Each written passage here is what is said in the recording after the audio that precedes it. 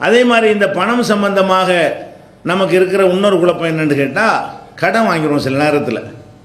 தேவைக்கு பத்தலைன்னா சகிச்சு கொண்டு இருந்துடலாம். ஒரு தேவைக்காக வேண்டி ஒருத்தன் கடன் வாங்கிட்டோன்னு வைங்க, கடன் வாங்கி விட்டோம் என்று சொன்னால் அதை திருப்பி கொடுக்கணும் என்று நினைக்கக்கூடியவர்களுக்கும் மான மரியாதைக்கு முக்கியத்துவம் கொடுக்கக்கூடியவர்களுக்கு இது ஒரு பெரிய உறுத்தலாகவே இருக்கும். எந்த விதமான மானங்கட்டமெல்லாம் இருக்கிறான், வாங்கிட்டு என்ன செய்கிறான், நான் எப்பட வாங்கினங்க, அவனுக்கெல்லாம் உறுத்தாது. அவங்க தான் திருடுறது ஏமாத்துற மாதிரி அது கடன் வாங்கிட்டு மோசடி பண்ணுறது, அவனை விட்டு தள்ளிட வேண்டியதான்.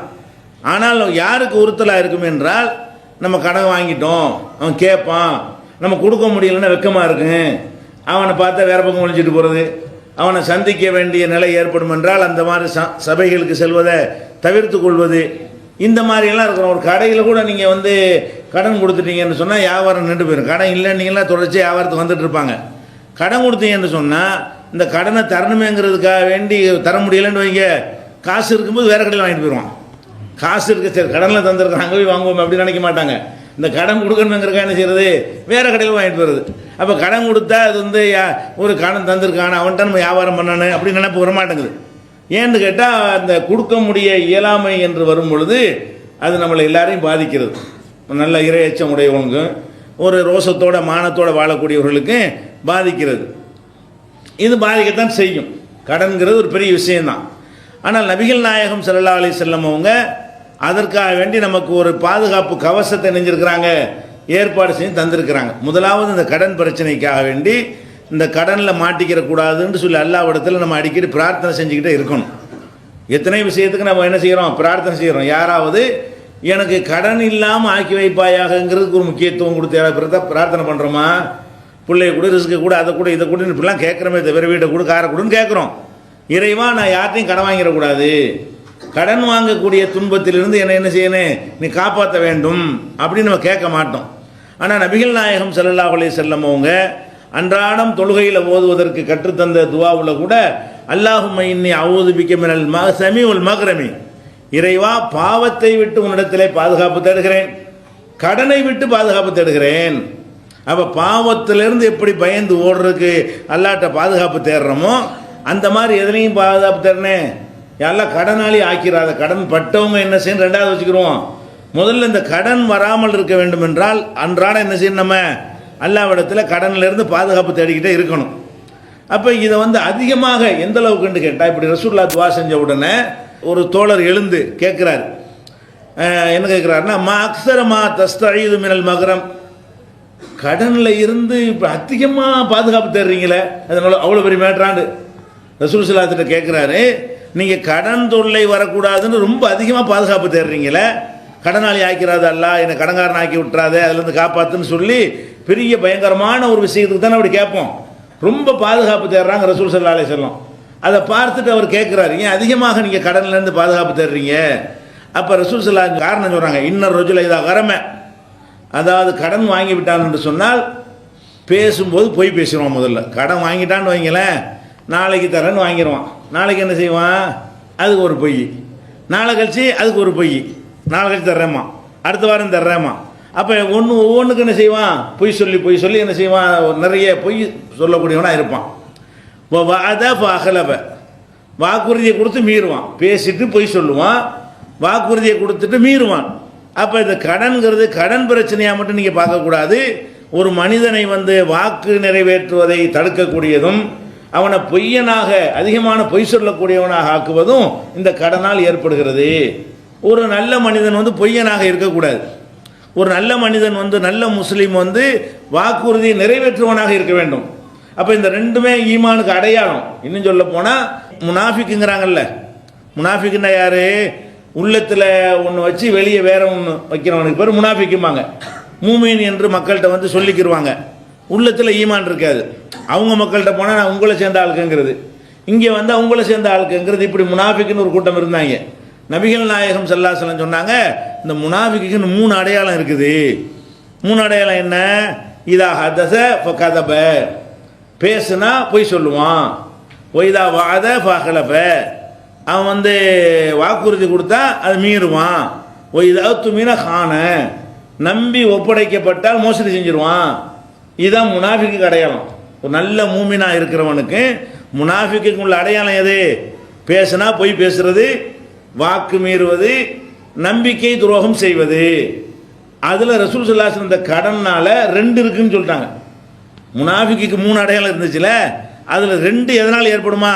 பேசுனா பொய் பேசுவான், கடன் வாங்குறதுக்கே பொய் பேசுவானே.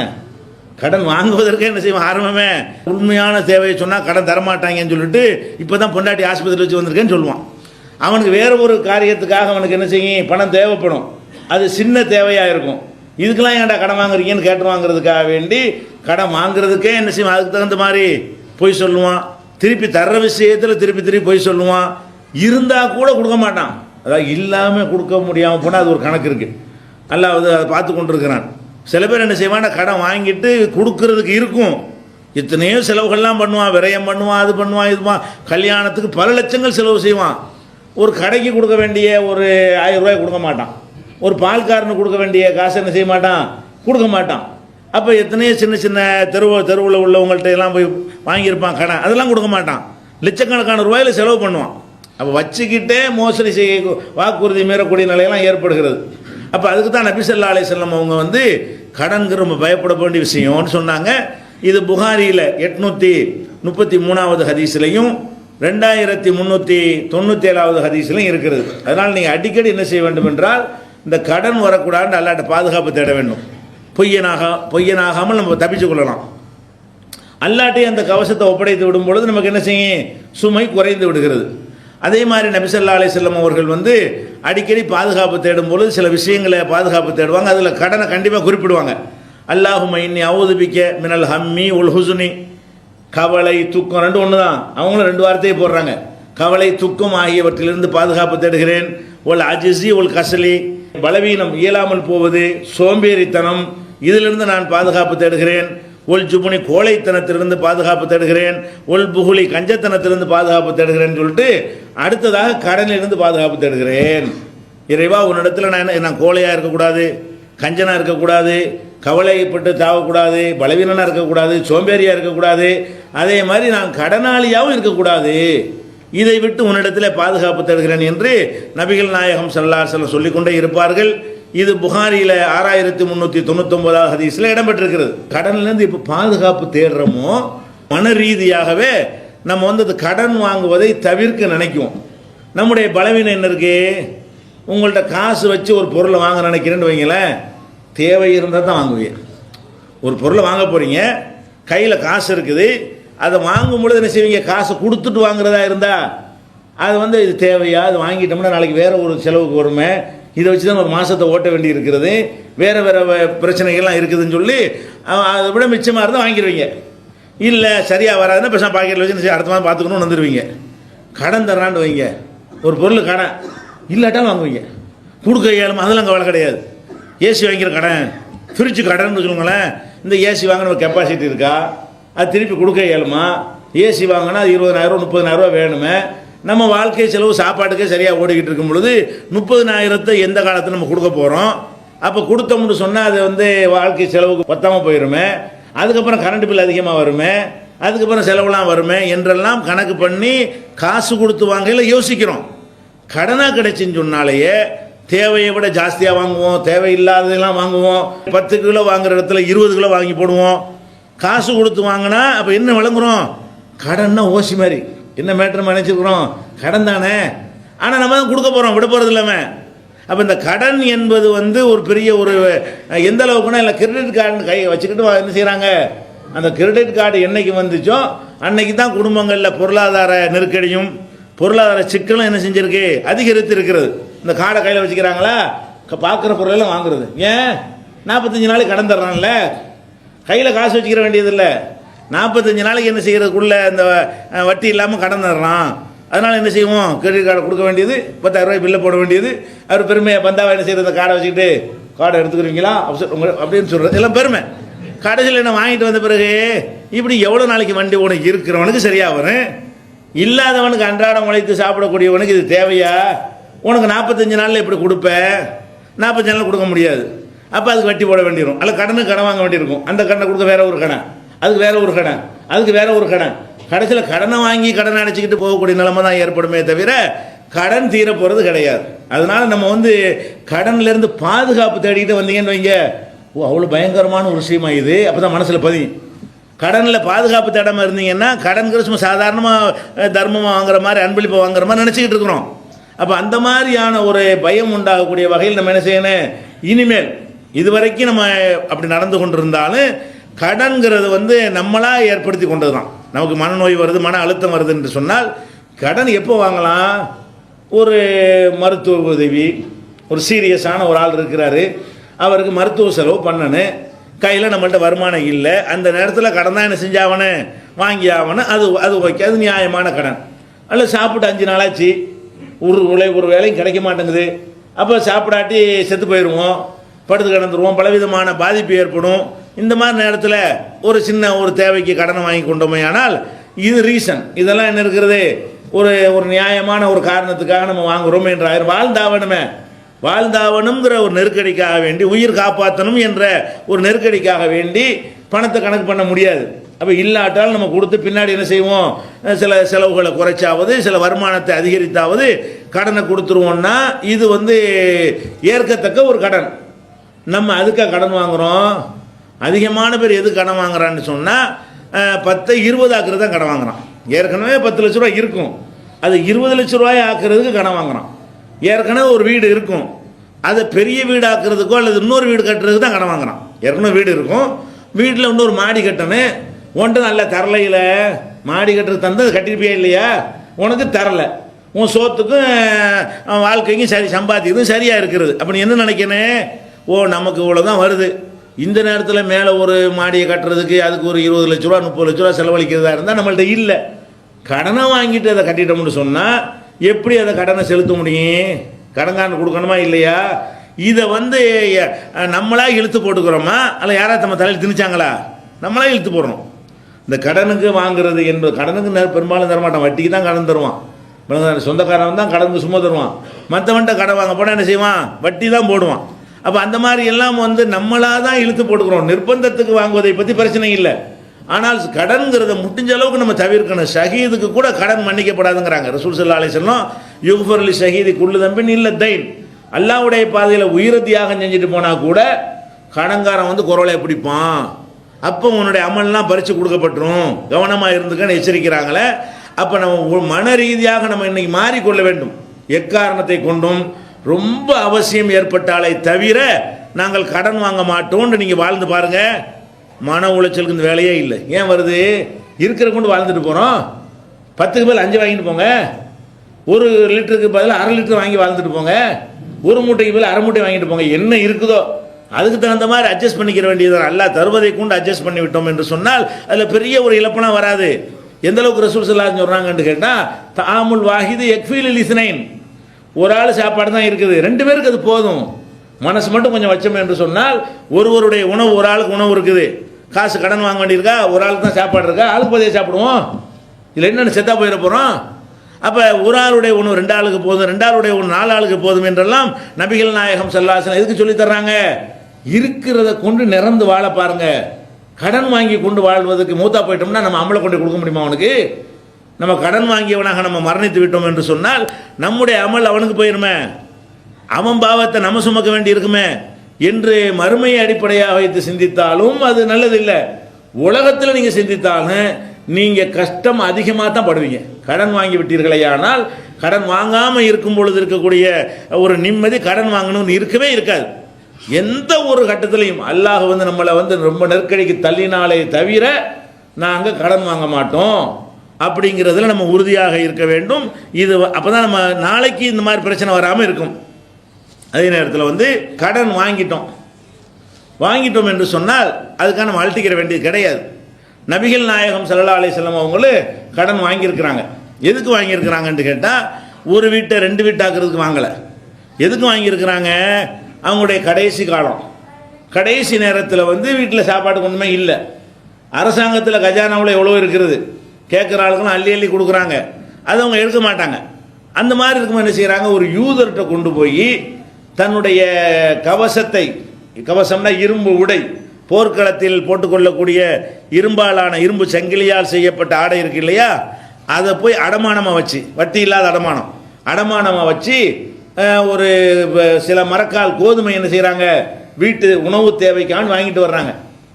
அதை மீட்காமலே மூத்தா போயிட்டாங்க. கடைசி நேரத்தில் வாங்கினதுனால அது மீட்கலை. ஆனால் அதை கூட எப்படி வாங்குறாங்கன்னு பாருங்கள். சும்மா போய் கடனாக வாங்கிட்டோம்னு சொன்னால் அதை கொடுக்காம மூத்தா போயிடுவோம். அதுக்கு செக்யூரிட்டி ஒரு அடமானத்தை வச்சுட்டோன்னு வைங்க, கொடுக்க முடியாது, அதை நீங்கள் எடுத்துகிட்டு போட வேண்டியானே. அடமானமாக வைத்து கடன் வாங்குவதாக இருந்தால் நம்மள்கிட்ட கடனுக்கு காசு இல்லையே தவிர வேறு ஒரு பொருள் இருக்கிறது. அந்த பொருள் நம்மள்கிட்ட இருக்கக்கூடிய நேரத்தில் கடன் கொடுக்க முடியாட்டாலும் அந்த பொருளை விற்றுட்டு எடுத்துகிட்டு மீதி தாளன்னு கேட்க வேண்டியது தானே. அப்போ நபிகள் நாயகம் ஸல்லல்லாஹு அலைஹி வஸல்லம் சும்மா கேட்டால் யகூதி கொடுக்க மாட்டாரா? ஒரு சக்கரவர்த்தி ஜனாதிபதி கொடுக்க மாட்டாரா? இப்போ நபிகள் நாயகம் ஸல்லல்லாஹு அலைஹி வஸல்லத்துக்கு சும்மாவே கடன் கிடைக்கும் யார்ட்ட வேண்டாலும். அவங்க என்ன மாதிரி கடன் தேவைக்கு வாங்குறாங்க. இது பசி, வீட்டில் சாப்பாடு இல்லை, இனிமேல் பொறுக்க முடியாத அளவுக்கு ஒரு அவசிய தேவை வருகிறது, ஒரு அவசரத்துக்கு என்ன செய்யலாம்ங்கிறதுக்காக வேண்டி அவங்க ஒரு யூதர்கிட்ட போய் கடன் வாங்குகிறார்கள். அந்த கடனை என்ன செய்கிறாங்க, அதை மீட்டாமலேயே மரணித்து விடுகிறார்கள் என்பதை பார்க்கிறோம். அப்போ இந்த ரெண்டு வழிகாட்டுதல் இதில் இருக்குது. ஒன்று, ரொம்ப நெருக்கடியான கட்டத்திற்கு கடன் வாங்குற நிலைக்கு நம்ம வந்தால் நம்ம அது அழுத்திக்கிற தேவை கிடையாது. அல்லாஹ்வுடைய ரசூலே வாங்கியிருக்கிறாங்க, நெருக்கடியான கட்டத்தில் வாங்கியிருக்கிறார்கள் என்னும்போது என்ன செய்யல, நம்ம அழுத்திக்கிற வேண்டியது இல்லை. ஆனால் ரசூல் ஸல்லல்லாஹு அலைஹி வஸல்லம் எப்போ வாங்குறாங்க அந்த கடனை, கடனுக்கு சம்பாரித்து கொடுக்க முடியாட்டாலும் அந்த இரும்பு கவசம் இருக்குல்ல, அதுக்கு பெருமதியாக தானே கொடுப்பான். ஒரு பொருளை கடன் கேட்குறீங்கன்னா 10 ரூபா சாமானை கொண்டு கொடுத்து 100 ரூபா சாமான் தருவானா? அடமானமாக 100 ரூபா சாமானை கொடுத்தீங்கன்னா 50 ரூபா சாமான் தான் தருவான். அடமானமாக 1 பவுன் நகையை கொடுத்தீங்கன்னு சொன்னால் அரை பவுனு 3/4 பவுனுக்குரிய காசு தான் உங்களுக்கு தருவானே தவிர 1 பவுன் நகையை கொடுத்துட்டு 5 பவுன் நகைக்கு உள்ள காசு தருவானா?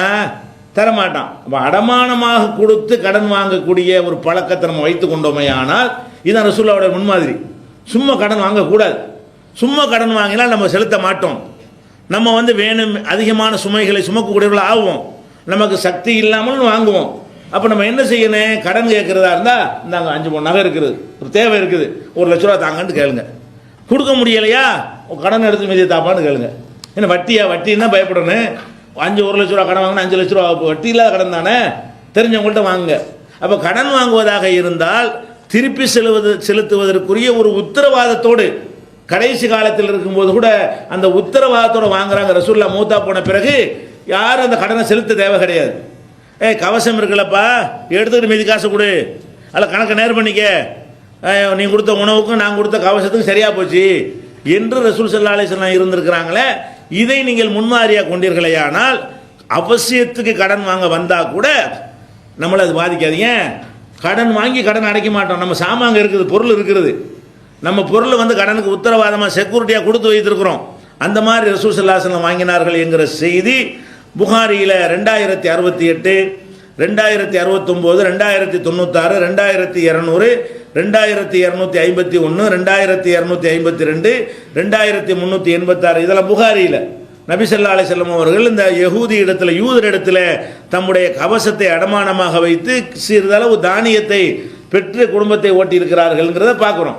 அப்போ நம்மளும் கடன் வாங்கினது அழுத்திக்கிற தேவையில்லை, இந்த மாதிரி வாங்க வேண்டும். அடுத்ததாக கடன் வாங்கின பிறகு ரசூல் ஸல்லல்லாஹு அலைஹி வஸல்லம் அவர்கள் சில நேரங்களில் சமுதாயத்துக்காக கடன் வாங்குவாங்க. தனக்கு கடன் வாங்கினதை பார்த்துக்கிட்டிங்கன்னா இந்த மாதிரி நெருக்கடி தான் வாங்கியிருக்கிறாங்க. அதே நேரத்தில் ஒருத்தர் கேட்பார், வருஷ கடைசின்னு வைங்க, ஒரு வருஷ கடைசி மாத கடைசியிலலாம் சில ஆள்கிட்ட பணம் இருக்காது இல்லையா, ஒரு ஜமாத்தாக இருந்தாலும் ஒரு அரசாங்கமாக இருந்தாலும் அந்த வருமானம் வரக்கூடிய காலத்தில் தான் வருமானம் வரும், மற்ற நேரத்தில் என்னவாயிரும், வருமானங்கள் இல்லாமல் இருக்கும்.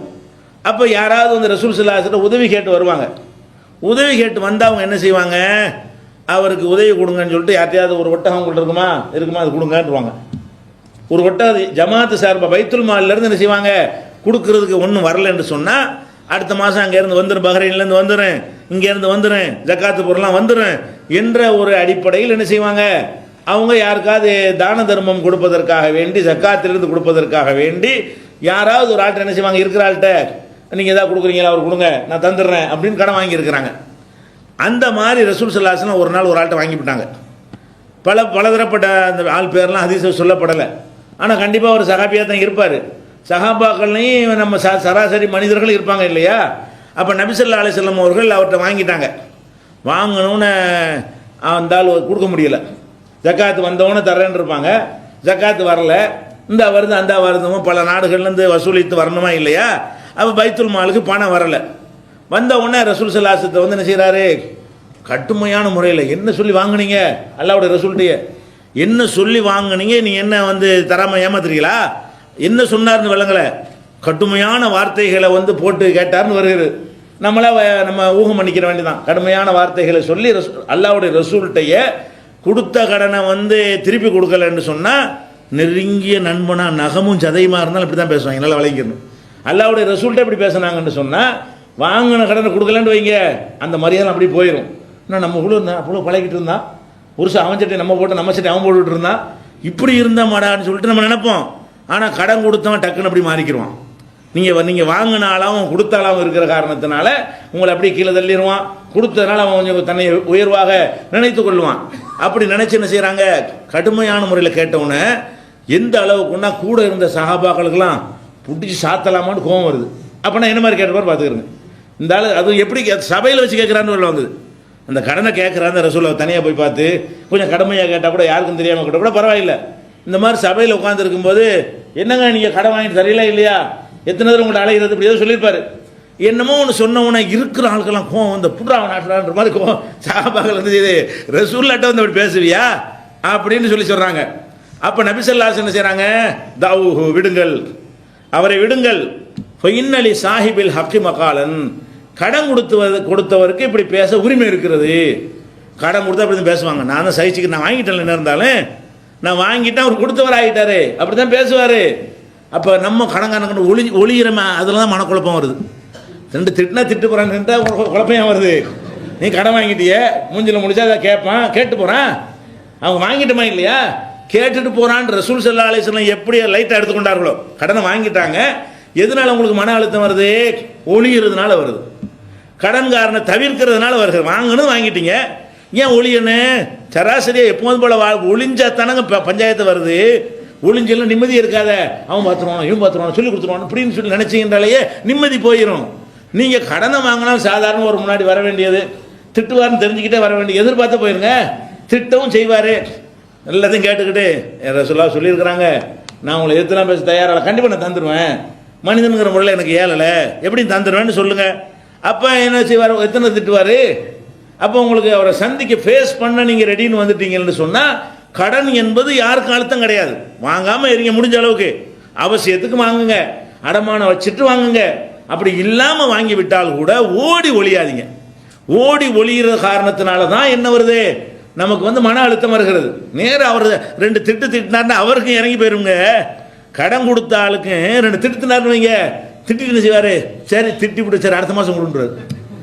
திட்டுக்காக வேண்டிய சைக்காலஜிக்கலாக என்ன வரும், நம்ம உலகத்துட்டு சும்மா இருக்காரு, கடுமையாக திட்டிவிட்டோமே, சரி பரவாயில்லைங்க நீங்கள் 2 மாதம் கழிச்சு போய்ட்டு டைம் எடுத்துக்கிறங்க, உங்களுக்கு திட்டிவிட்டு நீ தருவியா இல்லையான்னு கடுமையாக பேசின ஒரு ஆள் இந்த மாதிரி 2 திட்டுக்கு நீங்கள் வந்து இணங்கிட்டீர்களே, ஆனால் அதுக்கு வந்து அதை கோவிக்காமல் நம்ம மேலே மிஸ்டேக், நம்ம வாங்கிட்டு என்ன இருந்தாலும் வாங்காமல் இருந்திருக்கேன்னு, நம்ம தேவைக்கு வாங்கிட்டோம் என்று இதை நீங்கள் எடுத்துக்கொண்டு இருப்பீர்களே, ஆனால் அவருக்கும் மனசு கொழுந்து போயிடும். ஒளிஞ்சா தான் வீடு வரைக்கும் தேடி வந்து கத்துவான். நீங்கள் நினைக்கிறீங்க இப்போ வீட்டோடு ரோட்டில் மறைஞ்சு போயெல்லாம் நினைக்கிறீங்க, நீங்கள் ஒரு கூட்டத்தில் உட்காந்துருக்கும் வந்து கத்துனா என்ன பண்ணுவீங்க, ஒரு கூட்டத்தில் உட்காந்துருக்கும் இந்த மாதிரி பழைய தொலை வந்துருக்கும் ஜும்மாவில் வச்சு பிடிச்சி கேட்டால் நீங்கள் ஓடி ஒளியிறீங்க. அது நேரடியாக கிட்டே இந்த 2 பேர் நிற்கும் கேட்டானா பஞ்சாயத்து தீர்ந்து போயிருமே. அப்போ இந்த ஓடி ஒளியிறது தான் பஞ்சாயத்து. கடனில் மேட்ரு எங்கே வருதுன்னு கேட்டால் ஓடி ஒளி, ரசூல்லா ஓடி ஒளியலை. ஓடி ஒளியிறது மாத்திரம் இல்லாமல் இன்னலி சாஹிபியல் ஹக்கி மகாலன், கடன் கொடுத்தவருக்கு பேசக்கூடிய உரிமை இருக்கிறது. அப்போ அவர் உரிமைப்படி பேசுகிறார், நீ திருப்பி நினைச்சுக்கிறாரு அதே மாதிரி நம்ம பேசிடக்கூடாது. ஏன், அவன் கொடுத்தோம் நம்ம வாங்கிட்டோம், கை நீட்டி வாங்கிட்டோம், என்ன இருந்தாலும் கொடுத்தவன் வந்து பேசுகிறான்னா நம்ம என்ன செய்யணும், சகித்து கொள்ளணும்னா சண்டையாவது வருமா, இதனால் சண்டை வராது. அப்போ அது சொல்லிட்டு என்ன செய்கிறாங்கன்னா, சும்மா கால பிறகு சொன்னாங்க, இவர்கிட்ட ஒரு ஒட்டகம் வாங்கியிருந்தேன், அந்த வயசுடைய ஒட்டகமாக பார்த்து வந்துருச்சு. அவர் கேட்கும்போது கொடுக்குற லெவலில் ரசூலா இருக்கிறாங்க, அதுக்கு முந்தி தான் அவர் கொடுக்காம இருந்திருக்கிறாங்க. இப்போ வந்து கேட்க வர நேரத்தில் சாதாரணமாக கேட்டால் கூட கொடுத்துருப்பாங்க, பைத்துல் மாலில் இப்போ இருக்குது. அப்போ என்ன செய்கிறாங்க சஹாபாக்கள்கிட்ட, அவர் ஒரு ஒட்டகம் கொடுத்தாரு, அவர்கிட்ட ஒட்டகத்தை தான் வாங்கி கொடுத்துருக்குறேன், அதே வயசுடைய ஒட்டகத்தை கொடுங்க. வயசுக்கு தகுந்த மாதிரி விலை, 3 வயசு ஒட்டகத்துக்கு ஒரு விலை, 4 வயசு ஒட்டகத்துக்கு விலை கூட, 5 வயசு ஒட்டகத்துக்கு இறைச்சி கூட இருக்கும்ல, அதுக்கு ரேட்டு கூட இருக்கும். 3 வயசு ஒட்டகத்தை வாங்கணும்னா அது தானே கொடுக்கணும். அப்போ ரசூல்லா என்ன செய்கிறாங்கன்னா, அவர்கிட்ட எத்தனை வயசு ஒட்டகம் வாங்கணுமோ அந்த வயசுடைய ஒட்டகமாக பார்த்து ஒரு ஒட்டகத்தை பிடிச்சி அவர்கிட்ட கொடுத்துருங்க, நான் கடன் வாங்கியிருக்கிறேன்னு சொல்கிறாங்க. அப்போ போயிட்டு என்ன செய்கிறாங்க, தேடி பார்த்தா அந்த வயசில் இல்லை. ஒரு 3 வயசு வாங்கியிருந்தாங்கன்னு வைங்க உதாரணமாக, எல்லாமே 5 வயசு ஒட்டகமாக தான் இருக்குது, 3 வயசு ஒட்டகமே இல்லை. அப்போ ரசூலுல்லாஹ்ட்ட வந்து என்ன செய்கிறாங்க, 3 வயசு ஒட்டகம் இல்லையே, கொஞ்சம் கூடுதலாக உள்ளதில் இருக்குது அப்படின்னு சொல்கிறாங்க. அப்போ ரசூல் ஸல்லல்லாஹு அலைஹி வஸல்லம் அதை கூட கடனை தவிர்ப்பதற்கு ஒரு காரணமாக சொல்லியிருக்கலாம். 3 வயசு கிடையாது, அது 3 வயசு வரும்போது தரேன், இப்போ 5 வயசு தான் இருக்குது, இது ரேட்டு கூட அப்படின்னு சொல்லியிருக்கலாம். அவங்க என்ன சொன்னாங்க, அதையே கொடுங்க. 3 வயசு ஒட்டகம் 1000 ரூபான்னு சொன்னால் 5 வயசு ஒட்டகம் 2000 ரூபா இருக்கும். அப்போ 1000 ரூபாய்க்கு ஒரு வாங்கினதுக்காக வேண்டி 2000 ரூபா பொருள் தான் இருக்குது, கொடுத்துரு, கடன் பிரச்சனை தீர்த்துருங்க, கொடுத்துருங்க அப்படின்னு சொல்லிட்டு, இன்ன மின் ஹைரிக்கும் அஹ்சனுக்கும் கலான், உங்களில் சிறந்தவர்கள் யார் என்று சொன்னால் வாங்கிய கடனை அழகாக திருப்பி கொடுக்கிறவர். அழகாக திருப்பி கொடுக்கணும் என்ன அர்த்தம், கொஞ்சம் கூடுதலாக, வட்டி தான் கூடாது, வட்டி மார்க்கம் தடுக்கப்பட்டிருக்கிறது. வட்டினா அவர் கேட்கறது காலத்துக்கு தகுந்த மாதிரி கேட்கறது, நம்ம வந்து நம்மளா விரும்பி அதிகப்படியாக கொடுத்தோம் என்று சொன்னால், ஏன்னா அவன் தேவைக்கு வச்சு தான் அவன் தர்றான், அவன் அதை ஒரு தொழிலில் போட்டு முதலீடு பண்ணியிருந்தா அவன் லாபம் சம்பாரிச்சிருப்பான், அதுக்கு தங்க நகை ஏதாவது வாங்கி வச்சிருந்தா அது மதிப்பு ஏறி போயிருக்கும். நம்மள்கிட்ட கடன் தந்ததுனால அவர் வந்து உதவியும் செஞ்சிருக்கிறாரு.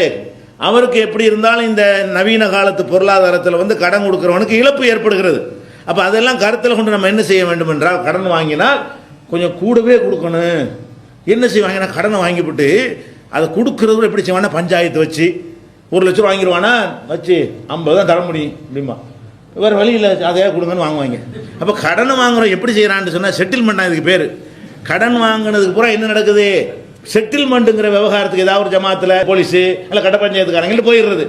போய் என்ன பண்ணுறது, நான் 10 லட்சம் வாங்கிட்டேன், விரட்டிக்கிட்டே இருக்கிறான், நீங்கள் அதை தீர்த்து வைங்க, காசை கொடுத்து தீர்த்து சொன்னாங்க, ஒரு 50 நேரம் தந்துடுறேன், நீங்கள் ஒரு மாதிரியா தீர்த்து வச்சுருங்கன்ற உடனே அவனை வச்சு இவனை வச்சு என்னப்பா செய்யுது, என்கிட்ட இல்லை தான் இருக்குது, 2 ரூபா தான் இருக்குது, வாங்கினது 10 லட்ச ரூபா, 2 ரூபா தான் இருக்குமா, இவனை ரெண்டா இல்லை இப்போ 10 தான் வேணும், அப்போ நான் தரமாட்டேன் போ, இப்படிலாம் பேசிக்கிச்சு என்ன செய்கிறது, இருக்கிறத வாங்கிட்டு போன்னு சொல்லி இப்படி தான் செட்டில்மெண்ட் பண்ணுறோம்.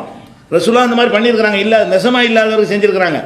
நிஜமாக ஒரு ஆள்கிட்ட இல்லைங்கும் பொழுது என்ன செய்கிறாங்க, பள்ளியாசலில் உட்காந்துருக்குறாங்க, வெளியே 2 பேர் கொடுக்கல் வாங்கல பயங்கரமாக சண்டை போட்டுக்கிட்டு இருக்க அபு ஹதரதுன்னு ஒரு ஆளுக்கு காபு அவர்களுக்கு மத்தியில் சண்டை. அப்போ காபுங்கிறவர் கடன் கொடுத்தவர், அபு ஹதரது கடன் வாங்குறவர், பயங்கரமாக சண்டை போட்டு ரசூலுல்லாஹ் வர்றாங்க, என்னப்பா விஷயம்டாங்க என்று, இல்லைங்க இவர் தான் இருக்குது, இவர் போட்டு தொந்தரவு பண்ணுறாரு. அப்போ ரசூலுல்லாஹ் என்ன பண்ணுறாங்க, இந்த காபை நோக்கி இப்படிங்கிறாங்க, ஒரு விரலை காட்டி இப்படி பாதி வாங்கிக்கிறியாண்டு, சரிங்க அப்படிங்கிறாரு. அப்போ ரசூலுல்லாஹ் நான் கொடுத்துட்டு போவா, அது நெசமாக உள்ளது, நெசமாக இல்லாதவருக்காக வேண்டி ரசூல் ஸல்லல்லாஹு அலைஹி வஸல்லம் அப்படின்னு செஞ்சுருக்கிறாங்க. அது மாதிரி பேச்சுவார்த்தை நடத்தி செய்யலாம். ஆனால் சரியான முறை என்ன, கூட கொடுக்கணும். 1 லட்சம் வாங்கிட்டோமா, இந்த 1.5 லட்சம் வச்சுக்கிறங்க, 1,05,000 ரூபா வச்சுக்கிறங்க, 2 லட்சம் கூட வச்சுக்கிறங்கன்னு கொடுங்க, அதெல்லாம் வட்டியில் வராது. அதை வாங்கி கொள்வதும் வட்டி ஆகாது. ஏன் நீங்கள் அதுக்கு அதை எதிர்பார்க்கவே இல்லை. அப்போ நம்மளா வந்து விரும்பி 3 வயசு ஒட்டகத்துக்கு 5 வயசு ஒட்டகத்தை கொடுத்தா அது என்னது கொடுத்தானே அது. அது மாத்திரம் இல்லாமல் ஒரு தத்துவமாகவும் சொல்கிறாங்களே, கொடுக்கறது மட்டும் செய்யலை, அழகிய முறையில் திருப்பி கொடுக்க வேண்டும். வாங்கினதையே திருப்பி கொடுப்பது வந்து அழகிய முறை இல்லை, சரிக்கு சரியான முறை. அது சிறந்த முறையில் கொடுக்கறதுன்னா என்ன அர்த்தம், அதை விட நம்ம எப்படி 1000 ரூபா நோட்டு கடன் வாங்கிடுவாங்க, செலவு நோட்டை வாங்கிட்டு வந்து, செலவு நோட்டு இருக்கு மதிப்பில் கூட இல்லை, நல்ல அழுக்கு படிஞ்சு கிழிஞ்ச நோட்டாக பார்த்து கொண்டு கொடுப்பான். ரெண்டுக்கும் அதே மதிப்பு தான். இந்த கடனை கொடுக்கும்போது கூட நம்ம எப்படி பார்க்குறோம்னு கேட்டால், பழைய ரூபா நோட்டுக்கும் புது ரூபா நோட்டுக்கும் மதிப்பு கூடவா இல்லை, இருந்தாலும் ரூபா வந்துருச்சுன்னு வைங்க, கடன் கொடுக்கும்போது பார்த்து பழைய நோட்டாக எண்ணி இந்தாங்கன்னு உடனே கொடுக்குறான். அப்போ உள்ளுக்குள்ளே என்ன இருக்குன்னா, நல்ல முறையில் கொடுக்கக்கூடாதுன்னு இருக்கு. நீ பழைய நோட்டு வாங்கி புது நோட்டை கொண்டு கொடு, அதுவும் அழகிய முறை தானே. அழகிய முறைன்னா கூட கொடுக்கணும்னு அர்த்தம் கிடையாது, நல்ல முறையில் கொடுக்கறது என்பதற்கு ஏதாவது ஒரு வகையில் என்ன செய்யணும், அவன் தந்ததை விட நம்ம என்ன செய்வோம், அழகிய முறையில் கொடுப்போம் அப்படிங்கிற மாதிரி கொடுக்க வேண்டும். இது நபி ஸல்லல்லாஹு அலைஹி வஸல்லம் அவர்கள் நமக்கு காட்டி தர்றாங்க. இது புகாரியில் 2309, 2390, 2401, 2606, 2609 இந்த ஹதீஸ்லாம் இருக்கிறது. அப்போ இதை அடிப்படையாக வைத்து கடன் தொல்லை உங்களை வந்து அழுத்துமையானால் இதை உங்கள் வாழ்க்கையில் கடைப்பிடிச்சு பாருங்கள். ஒரு ஆளுக்கு இந்த மாதிரி அழகிய முறையில் திருப்பி கொடுத்தீங்கன்னு சொன்னால் மற்ற கடன் கொடுத்தவங்களாம் யோசிப்பான், சரியான எவ்வளோ நம்பி கொடுக்கலாமுங்க, அவர் தொந்தரவு பண்ண வேணாங்க, இருந்த கொண்டா தந்துடுவாருங்க. அப்படி யாருமே இல்லையா, இருந்துச்சுன்னா தேடி கொண்டாந்து தரக்கூடிய ஆள், அவர் நல்லபடியாக திருப்பி தருவார், செட்டில்மெண்ட் பண்ண சொல்ல மாட்டார் அப்படிங்கிற ஒரு பேர் வந்தால் உங்களுக்கு என்னவாயிரும், மன அழுத்தம் இருக்காது, உங்களுக்கு விரட்ட மாட்டான். அப்போ இந்த மாதிரியான கடன் தொல்லைகள் எல்லாம் நம்மளாகத்தான் உருவாக்கி கொள்கிறோம். அதனால் முடிஞ்ச அளவு கடனை தவிர்ப்பதன் மூலமாகவும், கடன் வாங்கிவிட்டோம் என்று சொன்னால் அவனை ஃபேஸ் பண்ணுங்க, நேருக்கு நேரம் எதிர்கொள்ளுங்க, சந்திங்க, முகத்துக்கு நேரம் அவன்கிட்ட ரிக்வஸ்ட் கேளுங்க, ஒரு ஒரு டைம் கொடுப்பான்னு சொல்லி. திட்டு தான் செய்வான், கொடுத்தவன் திட்டுறது நீங்கள் கொடுத்தாலும் திட்டு தான் செய்வேன். அதை ரசூல் ஸல்லல்லாஹு அலைஹி வஸல்லம் சொல்லித்தரக்கூடிய பாடம். அப்போ இந்த மாதிரி ஒரு அடிப்படையை நம்ம என்ன செய்யணும், வைத்துக்கொள்ள வேண்டும். இதெல்லாம் பொருளாதாரம் சம்பந்தப்பட்ட ஒரு விஷயம். நிறைய பிரச்சனைகள் ஒன்றுனா பார்க்க வேண்டியிருக்கிறது. அப்போ பொருளாதார சம்பந்தமாக உங்களுக்கு எந்த விதமான அழுத்தங்கள் வந்தாலும், இதுவரை சொன்ன விஷயங்கள் எந்த மாதிரியான பொருளாதார இழப்பாக இருந்தாலும் இதுவரைக்கும் சொன்ன விஷயங்கள் எல்லாம் உருப்போட்டு நீங்கள் பார்த்தீர்களே ஆனால் கண்டிப்பாக இந்த இஸ்லாம் சொல்லக்கூடிய இந்த அறிவுரைகள் நிச்சயமாக ஒரு அருமருந்தாக இருந்து நம்முடைய மன அழுத்தத்தை குறைக்கும். அதில் எந்த சந்தேகமும் கிடையாது. அடுத்த